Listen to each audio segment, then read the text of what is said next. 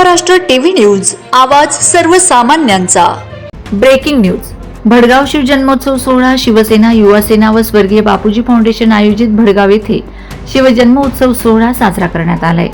दिनांक 19/2/2026 गुरुवार रोजी सायंकाळी 6 वाजता आयोजित करण्यात आलेला भडगाव येथे श्री छत्रपती शिवाजी महाराज चौक या ठिकाणी हा सोहळा पार पडला। भडगाव येथे गेल्या 4 वर्षापासून एक आगळावेगळा शिवजयंती साजरी केली जात असते। यावर्षीही शिवसेना, युवासेना, स्वर्गीय बापूजी फाउंडेशनच्या वतीने शिवजयंती साजरी करण्यात आली। पाचोरा व भडगाव तालुक्यातील आमदार माननीय आप्पासाहेब किशोर पाटील व भडगावचे नगरसेवक तसेच स्वर्गीय बापूजी फाउंडेशनचे संस्थापक लकीचंद भाऊ प्रकाश पाटील, नगरसेवक समीक्षा लकीचंद पाटील, भडगावचे नगरसेवक, नगराध्यक्ष, कार्यकर्ते, भडगाव तालुक्यातील जनसमुदाय यांच्या उपस्थितीत शिवजयंती साजरी करण्यात आली।